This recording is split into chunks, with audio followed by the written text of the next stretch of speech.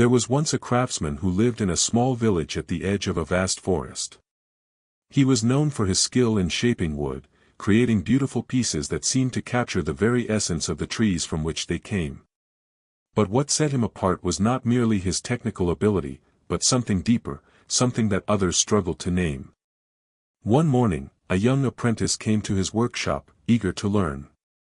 The craftsman welcomed him warmly and set him to work on a simple task, sanding a piece of oak. The apprentice worked furiously, his movements rushed and anxious. By midday, he had ruined the piece, pressing too hard in some places, too lightly in others. Frustrated, he threw down his tools. The craftsman approached quietly. He did not scold or lecture. Instead, he picked up the damaged wood and turned it over in his hands. "This wood," he said softly, "has already taught you something valuable. But first, let me ask you, were you angry at the wood, or at yourself?" The apprentice paused. "At myself, I suppose. I wanted it to be perfect." The craftsman nodded. "And when you received that first feedback from the wood, that resistance under your hands, what did you think?" "That I was failing," the apprentice admitted. "But was the wood attacking you? Was it declaring you inadequate?" The craftsman smiled gently. "Or was it simply telling you, in its own language, that your approach needed adjustment? You see, when we receive information that contradicts our expectations, our minds leap to judgment. We transform a simple message into a personal indictment. But if we pause, if we examine that initial impression, we discover something else entirely. The wood was never your enemy. It was your teacher." The apprentice looked at the damaged piece with new eyes. "So what should I have done? You should have asked yourself, what can I learn from this resistance? Is my technique sound? Am I rushing because I fear the outcome? You see, young one, we cannot control the grain of the wood. We cannot dictate how it will respond to our tools. But we can control the care with which we work, the attention we bring to each stroke, the integrity of our effort. That is where true mastery lies." In the weeks that followed, the apprentice learned to work differently. He discovered that his old habit had been to envision a finished piece so vividly that he would become desperate to achieve it, his hands trembling with the fear that reality might not match his imagination. The craftsman taught him a different way. "Imagine," the craftsman said one day, "that this workshop, your home, even your ability to use your hands, could vanish tomorrow. Not to frighten you, but to awaken you. When I was your age, I took everything for granted. The steady supply of wood, the roof over my head, the simple joy of holding a chisel.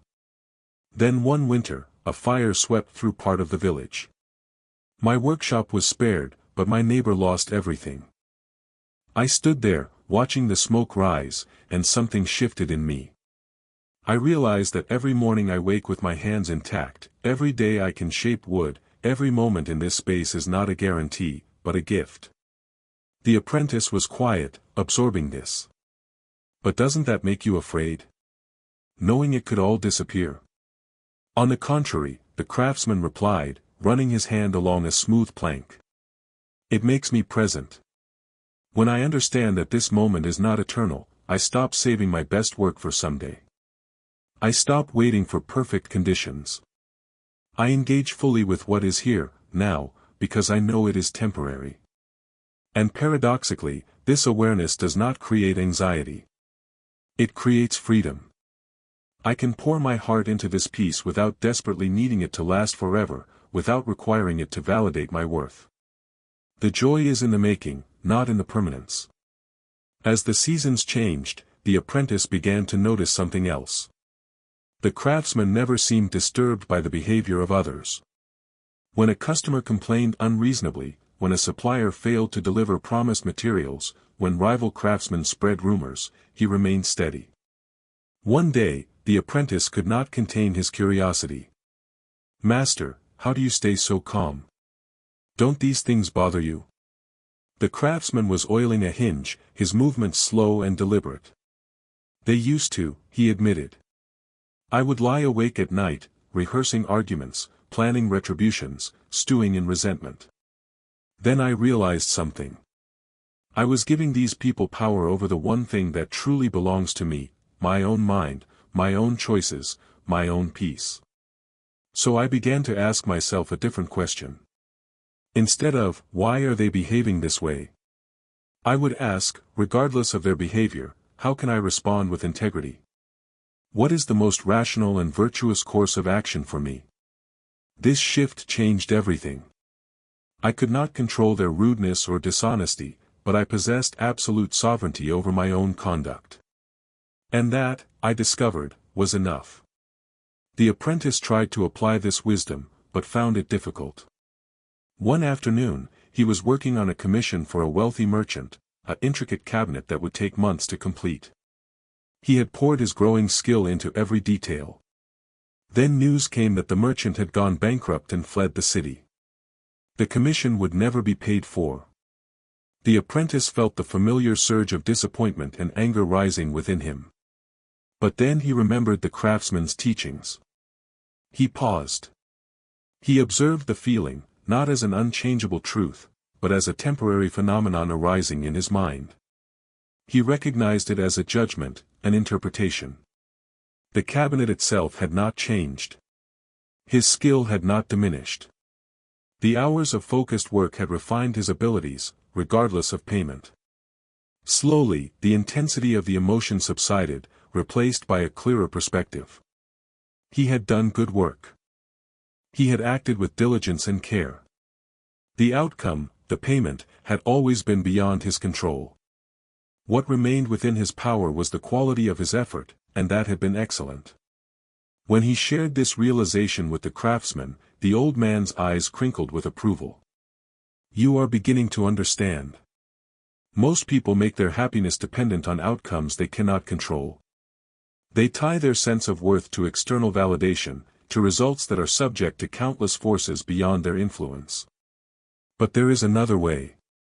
When we focus on what is truly ours to control, when we find satisfaction in virtuous action itself rather than in its consequences, we discover a resilience that cannot be shaken by circumstance.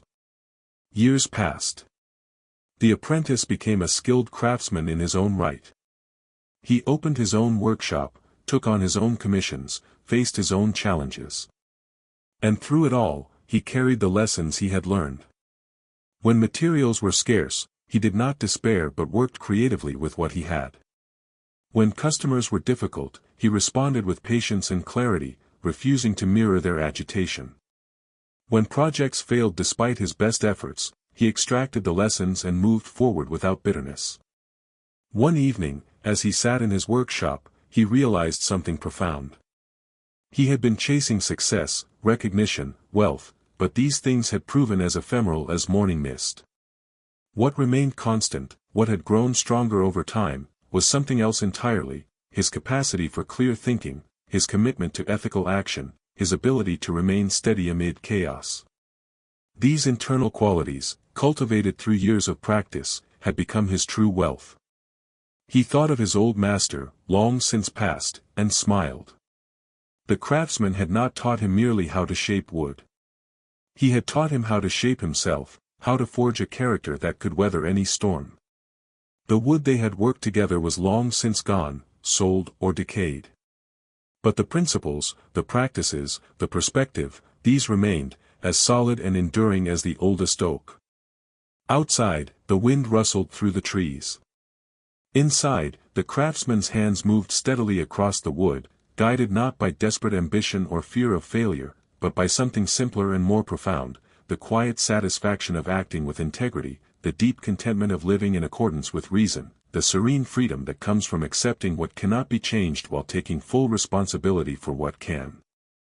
And in that moment, he understood that this had always been the true work, the real craft, not the shaping of external materials, but the continuous refinement of the self, the patient cultivation of wisdom, the steady practice of virtue.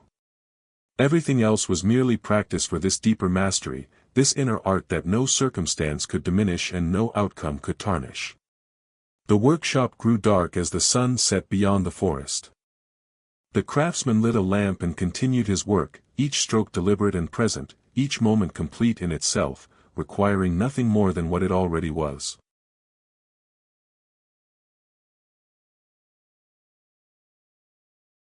This compassionate stance creates a safe internal harbor, a space where healing can truly begin to take root, allowing the weary soul to find solace and begin its restorative journey. Now, think about a time you felt utterly drained. What would have been more helpful then? Pushing harder, or offering yourself a moment of genuine kindness and acceptance? Shifting our focus to the practical cultivation of inner calm amidst life's inevitable chaos, we move beyond acknowledging fatigue and into the active practice of integrating mindfulness into our daily routines. This is where the contemplative insights transform into tangible tools, empowering us to navigate the storms not by wishing them away, but by developing a profound capacity to remain centered within them. The cornerstone of this practice lies in the simple, yet often overlooked, power of conscious breath. It is the anchor that tethers us to the present moment, a constant, reliable companion that is always available, regardless of our external circumstances. Imagine your breath as a gentle tide, ebbing and flowing with a natural rhythm. When anxiety arises, this tide can become choppy, erratic. The practice is to observe this choppiness without judgment, and then gently, consciously, guide your breath back to a slower, deeper cadence. This isn't about controlling the breath, but about inviting it to find its natural, calming rhythm. Each slow inhale can be an invitation for peace, and each soft exhale, a release of accumulated tension. Building on the foundation of breath awareness, we explore the transformative practice of stillness. In our hyperconnected world, stillness is often perceived as an absence, a void to be filled. However, within this perceived emptiness lies a profound reservoir of inner strength and clarity. This stillness is not about inactivity. It is about creating intentional pauses throughout your day, moments where you consciously disengage from external demands and turn your attention inward. These pauses can be as brief as a minute or two, perhaps while waiting for a kettle to boil, or during a commute. During these moments, simply allow yourself to be. Observe your thoughts without getting caught in their narrative. Notice the sensations in your body, and feel the quiet hum of your own presence. This deliberate cultivation of stillness acts as a recalibration for your nervous system, offering respite from the constant stimulation and fostering a deeper sense of inner equilibrium. Furthermore, the power of conscious intention can serve as a guiding star in our daily lives, illuminating the path towards greater peace and purpose. Before embarking on any activity, whether it's a significant meeting or a simple task like preparing a meal, take a moment to set a clear intention. This intention is not a rigid plan, but rather a gentle direction, a desired quality of experience. For example, you might set an intention to approach a challenging conversation with patience and understanding, or to engage in a mundane chore with a spirit of mindful presence. This practice imbues your actions with a sacred quality, transforming ordinary moments into opportunities for conscious living. It shifts your focus from simply reacting to circumstances to actively co-creating your experience, aligning your actions with your deepest values and aspirations. The integration of these practices, conscious breath, intentional stillness, and mindful intention, creates a powerful synergy that can significantly mitigate the impact of life's inevitable chaos. Consider Sarah's journey. She doesn't magically escape the pressures of her life, but she learns to meet them with a newfound resilience. When the phantom weight on her chest arises, she doesn't immediately succumb to panic. She recognizes it as a signal, takes a conscious breath, and centers herself in the present moment.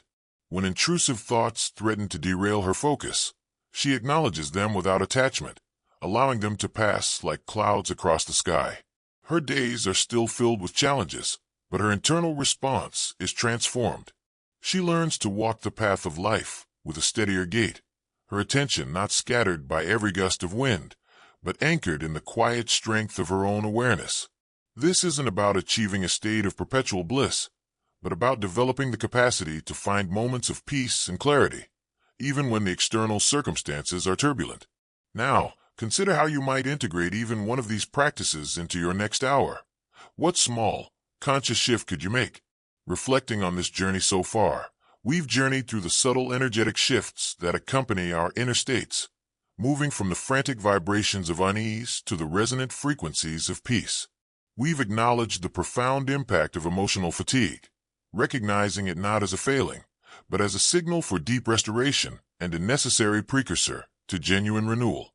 The very essence of our inner landscape, we've observed, is not static but fluid, capable of transformation through conscious engagement. The tools we've explored, the steady rhythm of breath, the quiet sanctuary of stillness, the guiding light of intention, are not merely techniques, but invitations to a different way of being, a subtle yet powerful recalibration of our internal compass. These practices, woven together, begin to form a new tapestry of awareness, one where the threads of challenge are not erased, but are met with a more resilient and centered presence.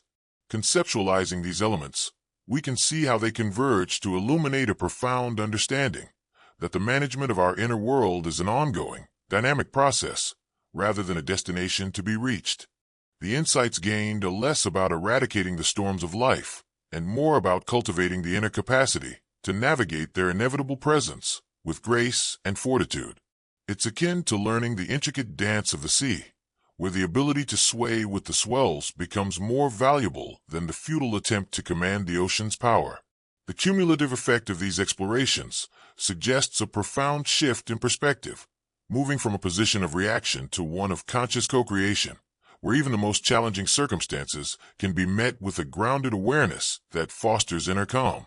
As we pivot towards the final reflection, consider how these interconnected threads, the energetic recalibration, the compassionate acknowledgement of fatigue, and the active cultivation of mindful presence, collectively point towards a singular, emergent truth. This convergence doesn't offer a simple solution, but rather a sophisticated understanding of how to inhabit our lives more fully, even amidst turbulence. The path forward, illuminated by these insights, is one of continuous unfolding, where each moment offers an opportunity to deepen our connection to our inner resources. The implications are far-reaching, suggesting that the very nature of our experience is not dictated by external events, but by our internal response to them, a response that can be consciously and lovingly shaped. This intricate interplay between our inner world and our outer experience forms the crux of our final contemplation. The gentle hum of the city, once a mere backdrop, now resonates with a deeper significance. It is the ever-present symphony of life, a vibrant, sometimes cacophonous, melody within which our inner serenades play out. We have navigated the unseen currents of anxiety, tracing the phantom weight on the chest and the whisper of intrusive thoughts that can steal our breath. We have journeyed with Sarah, not to a place of miraculous cure, but to a quiet dawn of understanding, where the storm within is not vanquished, but recognized as an intrinsic part of the human seascape. The frantic search for solace has softened into a gentle acceptance, the overwhelming overwhelm giving way to a growing capacity for inner peace. This is not an ending, but a profound shift in perspective, a visual and visceral exploration of reclaiming our inner calm amidst life's inevitable chaos. We have delved into the energetic undercurrents of our experience, understanding how the frantic vibrations of worry can be met with the grounding presence of awareness, the expansive warmth of gratitude, and the wise release of surrender. The spiritual fatigue that can accompany this internal struggle is not a sign of weakness, but an invitation to deeper self-compassion and a gentle turning inward. It is in these moments of quiet acknowledgement that the seeds of healing are sown, allowing the weary soul to find a sanctuary of rest and renewal. The path forward is not one of striving to eliminate the tempest, but of learning to dance with its rhythms, to find our footing on the ever-shifting sands of our inner world. Each conscious breath, each moment of deliberate stillness, each intention set with gentle clarity, becomes a stitch in the fabric of our resilience, weaving a stronger, more radiant tapestry of being. The true practice, then, begins now. It is not found in the grand gestures, but in the quiet commitment to show up for ourselves, moment by moment. It is in the courage to acknowledge the storm without being consumed by it, to feel the waves without being swept away. This is the art of living consciously, not as an escape from reality, but as a deeper engagement with it. The inner tempest may always be a part of our journey, a reminder of our aliveness, but it need not define us. We are the navigators of our own inner oceans, and with the tools of awareness, compassion, and unwavering presence, we can chart a course towards a profound and lasting sense of peace, a peace that resides not in the absence of storms, but in the unwavering strength of our own inner calm. This understanding is our enduring gift, the quiet dawn that promises not an end to challenges, but the profound empowerment to meet them with an open heart and an unshakable spirit.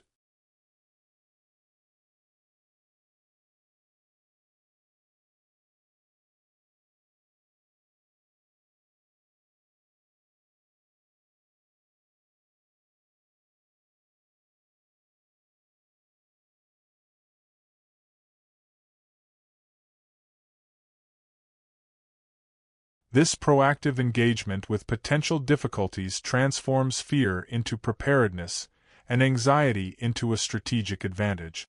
Furthermore, a deeper facet of Stoic practice involves the cultivation of gratitude, not as a fleeting emotion, but as a deliberate daily discipline. In the relentless pursuit of what is next, what is better, what is yet to be acquired, the present moment, with all its inherent blessings, can become invisible. The Stoic approach encourages a conscious enumeration of what one possesses, not just material wealth, but health, relationships, skills, opportunities, even the simple capacity for reasoned thought. Consider the individual navigating a period of significant financial strain. While the external circumstances are undeniably difficult, a practice of gratitude might involve acknowledging the support of a loyal friend, the continued good health of their family, or the skills they possess that can be leveraged to improve their situation. This deliberate shift in focus, from scarcity to abundance, from what is lacking to what is present, fundamentally alters one's internal state. It fosters contentment, reduces envy, and provides a stable emotional baseline from which to address challenges. This is not about ignoring hardship, but about recognizing that even amidst difficulty, there are always sources of genuine good, and appreciating these anchors the spirit and bolsters resilience. Conversely, the Stoic path emphasizes the importance of self-reflection, a regular, honest appraisal of one's actions and motivations. This is not a self-flagellating exercise, but a diagnostic tool for continuous improvement. After a day's events, or at the end of a week, one can engage in a structured review. Did I act with virtue? Did I respond to challenges with reason or with passion? Did I unnecessarily attach myself to outcomes that were not within my control? Were my judgments fair and objective, or clouded by personal bias? This introspective practice allows for the identification of patterns of behavior that are counterproductive and the reinforcement of those that align with Stoic principles. It is through this consistent self-examination that one refines their character, strengthens their resolve, and deepens their understanding of their own internal landscape, ensuring that the pursuit of resilience is a continuous, evolving process, rather than a static achievement. The Stoic journey into the self necessitates a profound engagement with the concept of virtue as the sole good, a departure from the common pursuit of external validation or material. Conversely, the stoically oriented individual, while acknowledging the disappointment, would evaluate the situation through the lens of virtue. Did I act with integrity? Was my effort honest and diligent? Did I uphold my commitments to the best of my ability? The answer to these questions, regardless of the external outcome, determines the true measure of success. This internal compass, calibrated by virtue, provides an unshakable foundation for self-worth, immune to the shifting sands of public opinion or fluctuating fortunes. It is the understanding that true accomplishment lies not in the applause of the crowd, but in the quiet integrity of one's own actions. Furthermore, this focus on virtue illuminates the transformative power of embracing what is beyond our control.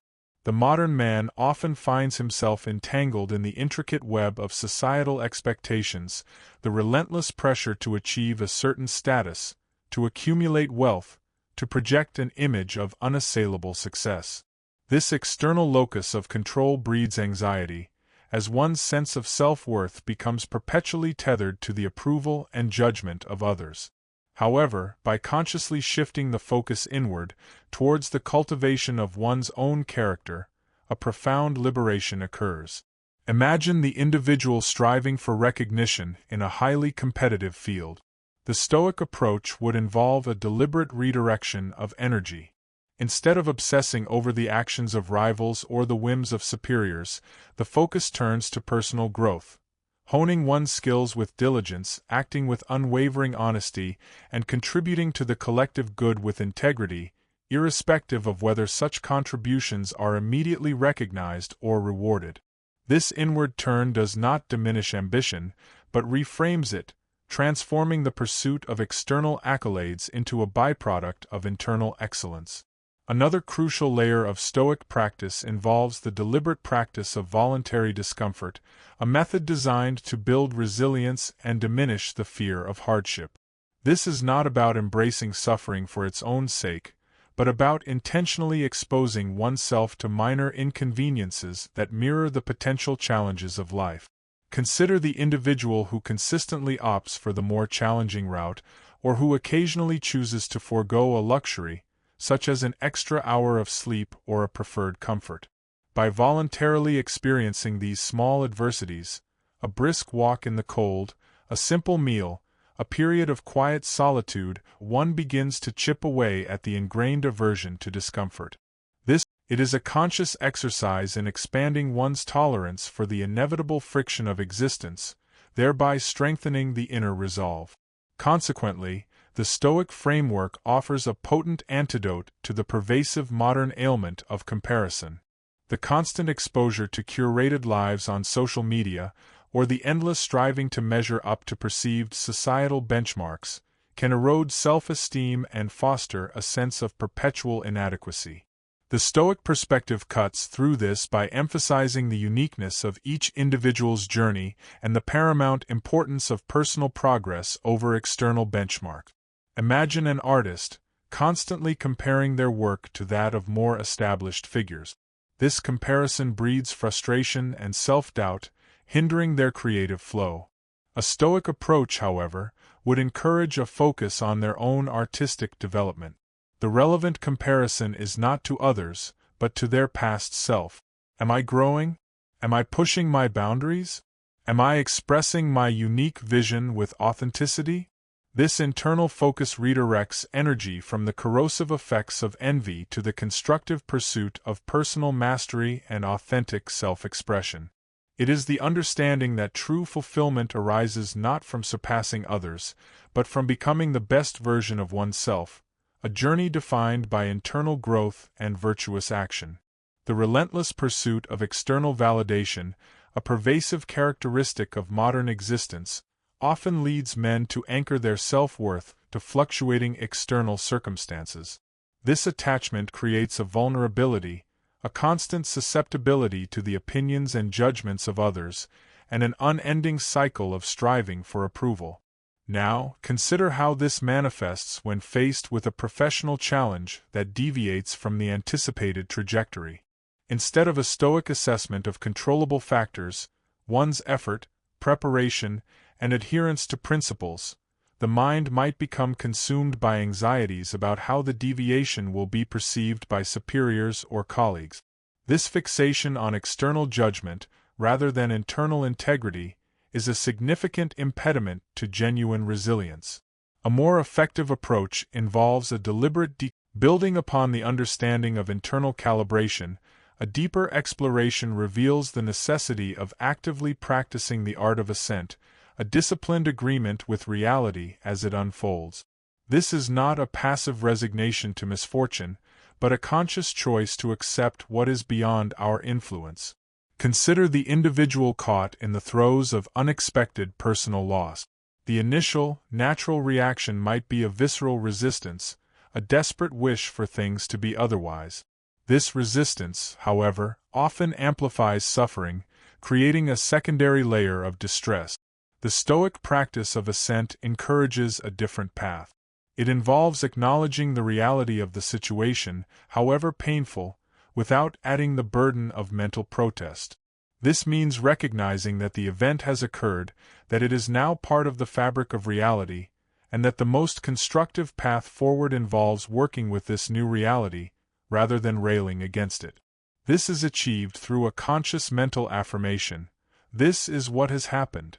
I will now direct my energy towards navigating this reality with wisdom and fortitude.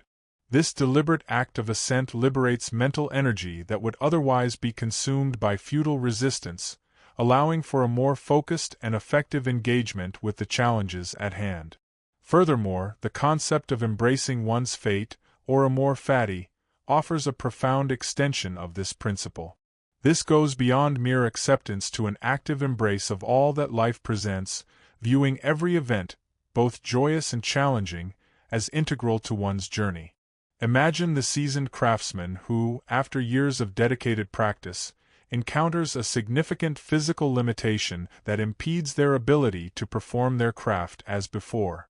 Rather than succumbing to despair, the Stoic practitioner of amor fati would strive to see this limitation not as an end, but as a new chapter, an opportunity to adapt, to find new expressions of their skill, or to mentor others.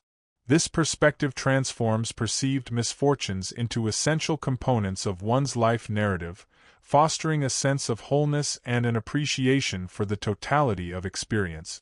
It is the understanding that every element, every twist and turn, contributes to the unique tapestry of one's existence, and that embracing this totality leads to a deeper, more profound sense of peace and purpose. Consequently, the Stoic discipline of focusing on the present moment, often referred to as mindfulness, becomes an indispensable tool in this journey. In the face of uncertainty, his mind might race with thoughts of potential concessions, the other party's likely reactions, or the consequences of a failed agreement. By consciously bringing his attention back to the immediate task, listening attentively to the present discussion, formulating his words with care, and responding to the current points being raised, he effectively disarms future anxieties and past regret. This present moment focus allows for clarity, decisiveness, and an engagement with reality as it is, rather than as it might be or once was. It is the practice of inhabiting the current moment fully, recognizing that it is the only point of action and influence available. The Stoic emphasis on premeditatio malorum, the practice of contemplating potential future adversities, is not an exercise in succumbing to pessimism, but a strategic fortification of the mind. Consider how this applies when you are on the cusp of a significant undertaking, be it a complex project at work or a demanding personal goal. Instead of merely focusing on the desired outcome, dedicate a portion of your mental energy to envisioning the obstacles that might arise. What if a key collaborator unexpectedly withdraws? What if crucial resources become unavailable? What if external market conditions shift unfavorably? For each potential disruption, mentally rehearse your response. Develop contingency plans. Identify the internal strengths, your adaptability, your problem-solving skills, your commitment to core principles that you will draw upon. This mental rehearsal inoculates you against the shock of unforeseen event. When these challenges inevitably materialize, you are not caught off guard, but rather, you are responding from a place of preparedness, transforming potential panic into a measured, strategic reaction. It's akin to a seasoned sailor studying weather patterns before setting sail. They don't wish for fair winds exclusively, but prepare for the possibility of storms, thus navigating them with greater skill and less fear. Building on this proactive mental preparation, a deeper layer involves the cultivation of a robust internal narrative, a personal philosophy that guides your actions and interpretations. This is more than simply adopting a set of beliefs. It is about weaving these principles into the fabric of your daily experience. Now, consider how this applies when you encounter situations that test your patience or trigger frustration. Instead of succumbing to an immediate emotional outburst, a delayed flight, for instance, might initially elicit irritation, but by accessing your internal narrative, you can reframe it as an opportunity for quiet reflection, for catching up on reading, or for simply practicing patience. This conscious redirection of your internal monologue shifts the focus from reactive emotion to reasoned response, strengthening your capacity for equanimity amidst life's inevitable disruptions. Furthermore, the Stoic principle of embracing what is within your control and serenely accepting what is not requires a nuanced understanding of agency. It's not about